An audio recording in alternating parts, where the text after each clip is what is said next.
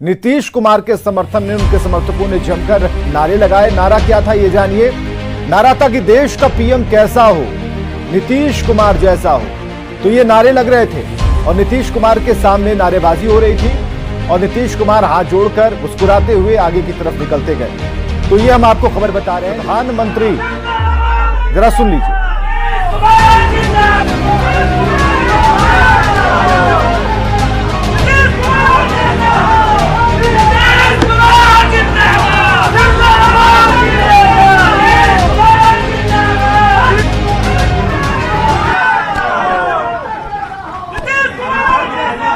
कह चुके हैं कि उन्होंने मना कर रखा है कि ऐसे नारे ना लगाएं, बावजूद इसके समर्थकों में उत्साह है। नीतीश कुमार को प्रधानमंत्री के तौर पर देखना चाहते हैं और यही वजह है कि बैठक में जाने से पहले नीतीश कुमार के समर्थकों ने नीतीश कुमार जिंदाबाद के तो नारे लगाए, लेकिन ये भी कि देश का पीएम कैसा हो के भी नारे लगे, जिसका जवाब वही नारे लगाने वाले समर्थक दे रहे थे कि नीतीश कुमार जैसा हो।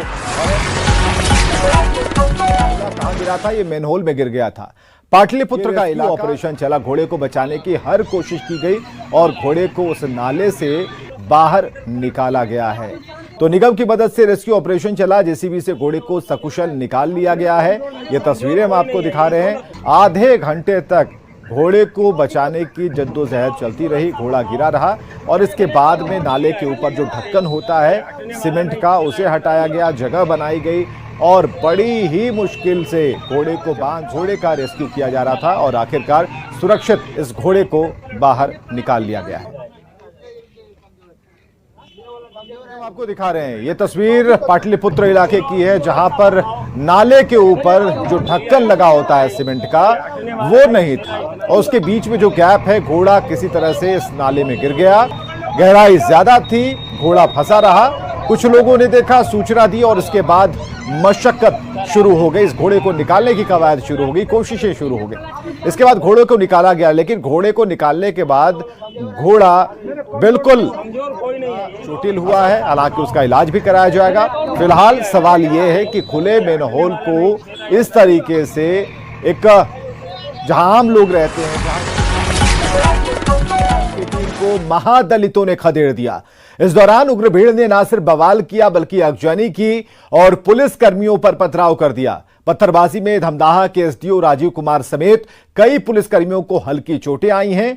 उग्र भीड़ ने अतिक्रमण हटाने गई बुलडोजर को भी नुकसान पहुंचाया और इस मामले में धमदाहा सीओ के आवेदन दर्ज कराया गया है।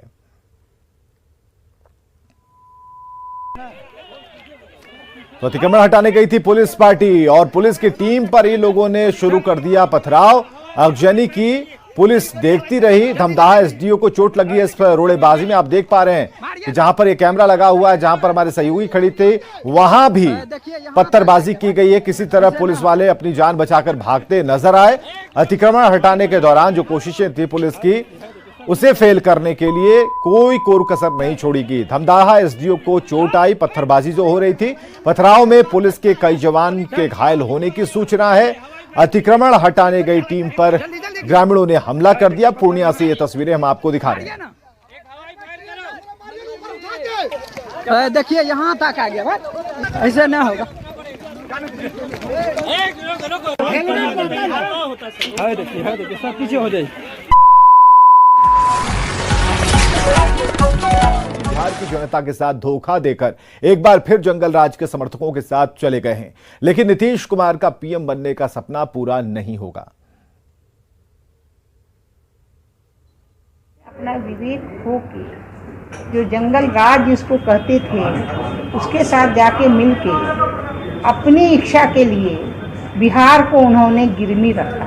तो नीतीश कुमार जो सपना देख रहे हैं प्रधानमंत्री बनने का, तो आपकी नजर में क्या वो पूरा होगा? देखिए, वो सपना कभी जीवन में पूरा होने वाला नहीं। जो एक दूसरे के बैसाखी पर चल रहा है, मुख्यमंत्री बना है बैसाखी पर 43 लेके, वो क्या देश की बात करेगा? वो क्या देश के बारे में चिंता करेगा? तय करना नीतीश कुमार का काम है, लेकिन नीतीश कुमार में देश का पीएम बनने के सारे गुण हैं और सबको अच्छा लगेगा जब बिहार का एक बेटा पीएम बनेगा। संतोष सुमन ने कहा कि महागठबंधन की सरकार में शराबबंदी कानून में संशोधन को लेकर फिलहाल कोई विचार नहीं है।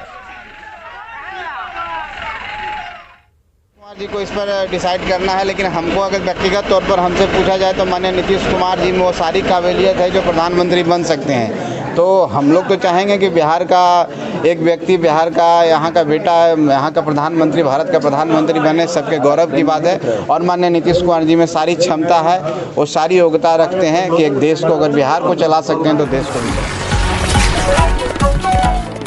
मुख्यमंत्री को धन्यवाद दिया तो मुख्यमंत्री हेमंत सोरेन ने भी कर्मचारियों का स्वागत किया और उनसे झारखंड के हित में तहे दिल से काम करने की अपील की। इस मौके पर मंत्री सत्यानंद भोक्ता, मिथिलेश ठाकुर, सांसद विजय हांसदा समेत कई नेता मौजूद थे। पिछली कैबिनेट मीटिंग में झारखंड के सरकारी कर्मचारियों को 1 सितंबर से ओल्ड पेंशन स्कीम का लाभ देने का फैसला लिया गया था। मैं तो मात्र एक मार्गदर्शक के रूप में आपके आगे चल रहा हूं और सही मायने में अगर मार्गदर्शक सही हो तो राज्य का हर एक व्यक्ति सकुशल अपनी मंजिल तक पहुंच सकता है, यह मैं मानता हूं।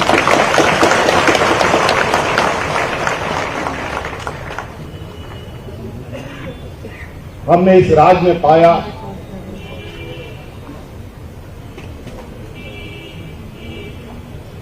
बहुत सारे वादे होते हैं, राजनीतिक दल होने के नाते बहुत सारे लोग बहुत बातों को कहते हैं और बातों को फिर वक्त आने पर अमल भी नहीं करते। ऐसे कई उदाहरण, मैं उन उदाहरणों पर नहीं जाऊंगा, लेकिन मुझे इस राज्य में सबसे अहम जरूरत की चीजें से समझ में आई। मुझे लगा कि इस राज्य के हर वर्ग को अपनी भविष्य की चिंता ना करते हुए निर्भीक होकर अपना जीवन यापन और काम करे, इसके लिए मुझे सामाजिक सुरक्षा पर सबसे पहले मैंने आज इसकी सूचना पुलिस को दे दी, जिसके बाद पुलिस ने मौके पर पहुंचकर शव को कब्जे में लिया और पोस्टमार्टम के लिए भेज दिया है। 2 दिन पहले ही युवक की पत्नी को उसके घर से निकाल दिया गया था और उसके बाद उसकी पत्नी मायके में रह रही थी। अब उस युवक की मौत ने पूरे मामले को उलझा दिया है। युवक के ससुराल वालों ने हत्या का आरोप लगाया। फिलहाल पुलिस जांच में जुटी है। शव को पेड़ पर लटका दिया गया। हत्या का आरोप अरमान नाम के एक युवक पर है, जिसे गिरफ्तार कर लिया गया है।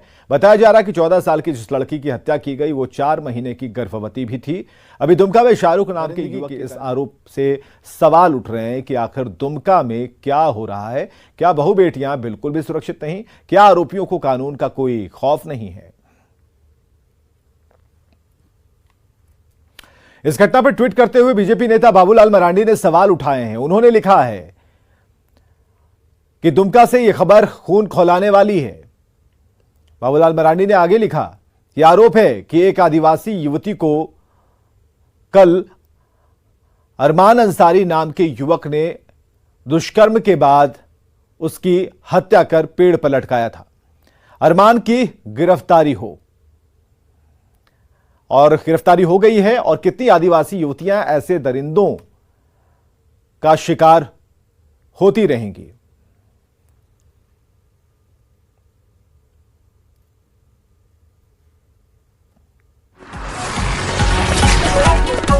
बता रहे हैं लड़की की हत्या पर पेड़ पर लड़की की हत्या कर उसके शव को पेड़ पर लटकाई हुई है। लड़की की हत्या की गई थी और उसके शव को पेड़ पर लटकाया गया। आरोप अरमान नाम के युवक पर लगा जिसने उसकी हत्या की है। उसके शव को पेड़ पर लटकाया है। नाबालिग लड़की की उम्र 14 साल की बताई जा रही है और 4 महीने की गर्भवती भी ये लड़की थी। दुमका से दिल दहलाने वाली खबर, हत्या के बाद जलाने की भी कोशिश की गई।